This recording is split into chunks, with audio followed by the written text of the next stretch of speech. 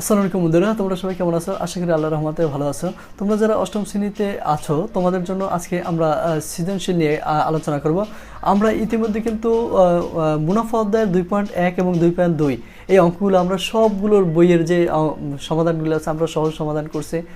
তোমরা অবশ্যই সেই ক্লাসগুলো যদি কেউ মিস করে থাকো তাহলে অবশ্যই তোমরা মানে ভিডিও ইয়াতে গিয়ে তোমরা ওই ভিডিওগুলো দেখে আসতে পারো এবং থাম্বনেইলে খুব সুন্দরভাবে কিন্তু এই বিষয়গুলো দেওয়া আছে যে কত নাম্বার মানে অঙ্কগুলো আছে থাম্বনেইলের উপরে কিন্তু সেইগুলোর নাম্বারিংও করা আছে। তো তোমরা খুব সহজে কিন্তু গেলেই পেয়ে যাবে, তোমাদের বেশি ঘুরতে হবে না কোন ভিডিওর মধ্যে কোন অঙ্কটা আছে, ধারাবাহিকভাবে কিন্তু ক্লাস দেওয়া আছে।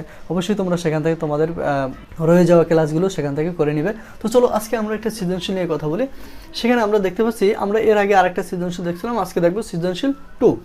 এর মধ্যে দেখো যে একজন চাল ব্যবসায়ী, আমরা একটু দেখি প্লিজ। আমি সবসময়ের জন্য বলি, আজকেও বলি যে গণিত পাওয়ার জন্য প্রশ্নটা বোঝা হয়েছে সর্বপ্রথম যে প্রশ্নটা আমাকে বুঝতে হবে ভালোভাবে। তাহলে আমি যদি প্রশ্নটা বুঝতে পারি তাহলে আমি 70% কভার করে ফেলতে পারবো এই অঙ্কটা, বাকিটা আচ্ছা দেখি। একজন চাল ব্যবসায়ী কিছু চাল 950 টাকায় বিক্রয় করায়, তার মানে আমরা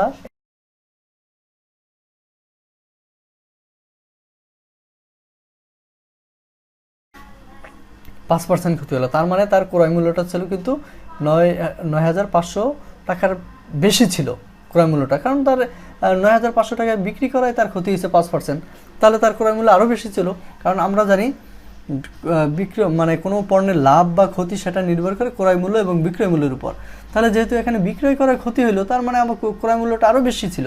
আচ্ছা যাই হোক, কী আছে সেটা পরে দেখব।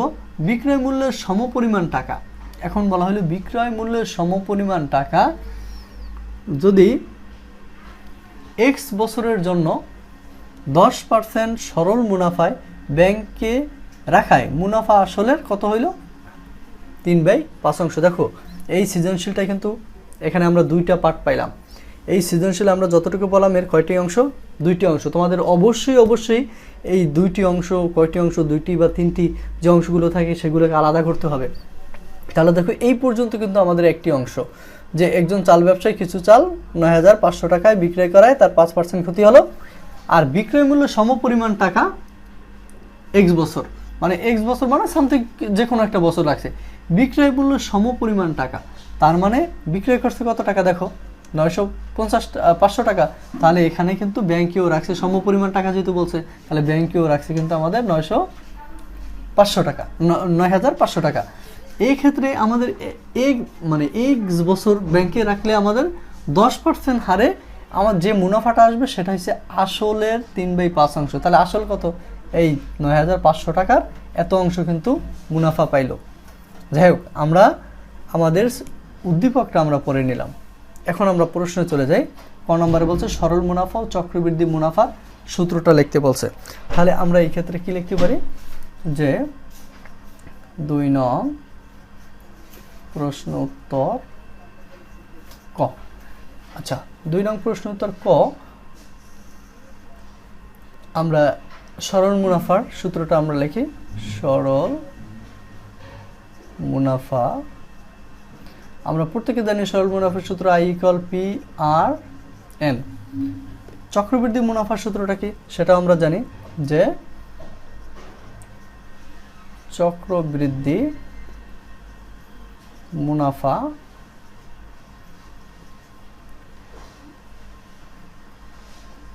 কত? C-P। এটা হলো আমাদের চক্রবৃদ্ধি মুনাফার সূত্র। এখন দেখো এখানে সিটা কি? আমাদের সিটা হইল আমাদের এখানে আমাদের সিটা কি? সিটা হলো P/R(N-P)।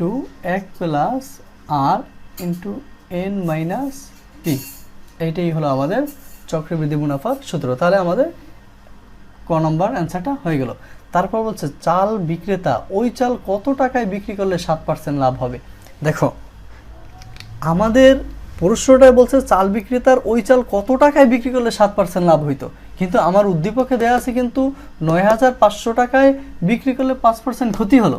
তাহলে এখন কিন্তু আমাদেরকে লাভ বের করতে হবে। কত টাকায় লাভটা আমাদের বের করতে হবে? আমাদের মানে 7% লাভ হবে, কত টাকায় বিক্রি করলে সেটা বের করতে হবে। তাহলে আমাদের অবশ্যই এই অঙ্কটা করতে গিয়ে আমাদের ক্রয় মূল্যটা বের করে নিতে হবে। না, আমরা যদি ক্রয় মূল্যটা না বের করতে পারি তাহলে কিন্তু আমরা লাভটা বের করতে পারবো না। তাহলে এখন আমাদের ক্রয় মূল্যটা বের করার জন্য আমাদের এইখানে যে লিঙ্কটা দেওয়া আছে ৯৫০০ টাকা আর বিক্রি করা ৫% ক্ষতি হয়, এখান থেকে আমরা বের করে নিতে পারবো। তাহলে আমরা লিখি ২ নং প্রশ্ন উত্তর খ। দেখো এখানে আমাদের কি আছে, ৫% ক্ষতিতে, ৫% ক্ষতিতে বিক্রয় মূল্য কত হবে বলো তো? বিক্রয় মূল্য ১০০ মাইনাস ৫, তার মানে ৯৫ টাকা। তাহলে আমাদের ৫% ক্ষতিতে আমাদের বিক্রয় মূল্য কত হইতেছে? ৯৫ টাকা। তাহলে দেখো ৯৫ টাকা যদি বিক্রয় মূল্য হয় তাহলে আমাদের ক্রয় মূল্য কত? ১০০ টাকা। যেহেতু আমাদের এখানে হিসাবটা কত? শতকরায় ৫% ক্ষতি মানে কি, ক্রয় মূল্য যদি ১০০ টাকা হয় তাহলে বিক্রয় মূল্য হয়েছে ৯৫ টাকা, মানে ১০০ থেকে ৫ কম। তাহলে এখন আমরা লিখতে পারি যে বিক্রয় মূল্য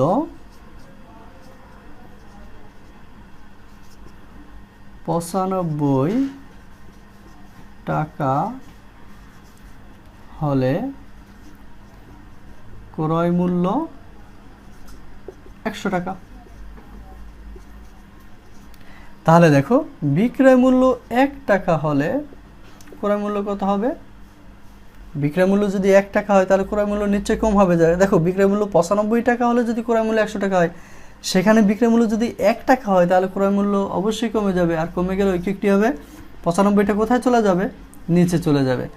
তারপর দেখো আমাদের বিক্রয় মূল্য কত? আমাদের বিক্রয় মূল্য কিন্তু ৯৫০০। তাহলে আমরা ৯৫০০ টাকায় বিক্রয় মূল্য করলে বিক্রয় করলে তার ক্রয় মূল্যটা কত হবে সেটা বের করে নিই। তাহলে এখন অবশ্যই উপরে গুণ হয়ে যাবে। আচ্ছা, এখন দেখো আমরা এখন এখানে ক্যালকুলেশন করলে আমরা কি পাবো? দেখো এখানে আমরা যদি ৯৫ দিয়ে ৯৫কে কাটি তাহলে হবে ১, আর এখান থেকে আমাদের ২ শূন্য থেকে যায়। তাহলে দেখো ১০০ গুণ ১০০ করলে আমাদের ১-এর পরে ৪টা শূন্য বেড়ে যাবে, মানে ১০,০০০ টাকা। আমরা কত পাইলাম? ১০,০০০ টাকা। এখন তোমরা বলো যে এই ১০,০০০ টাকাটা কি? এই ১০,০০০ টাকা কিন্তু আমরা ক্রয় মূল্য। তার মানে আমরা বুঝতে পারলাম এই ব্যবসায়ী আসলে তার চাল ক্রয় করছিল ১০,০০০ টাকায়, তিনি বিক্রি করছেন কত? ৯৫০০ টাকায়। এই চাল ১০,০০০ টাকায় কেনার পরে তিনি যখন বিক্রি করলেন ৯৫০০ টাকায়, এর ফলেই কিন্তু তার ৫% ক্ষতি হয়েছে। এখন কথা হলো যে উনি তো ক্ষতি করে বিক্রি করলেন, আর এভাবে আমরা ক্রয় মূল্যটাও জানলাম, তার বিক্রয় মূল্য। তাহলে তার ক্রয় মূল্য ছিল ১০,০০০ টাকা, বিক্রয় মূল্য কত? ৯৫০০ টাকা। এখন কথা হলো এই বিক্রেতা যদি ৭% লাভ করতে হইতো তাহলে তার বিক্রয় মূল্য কত হতো? অবশ্যই লাভ করতে হলে ক্রয় মূল্য থেকে বিক্রয় মূল্য বাড়াতে হবে, ক্রয় মূল্য থেকে বাড়াতে হবে। তাহলে আমরা বলতে পারি যে ৭% লাভ, ৭% লাভ অর্থাৎ যে ক্রয় মূল্য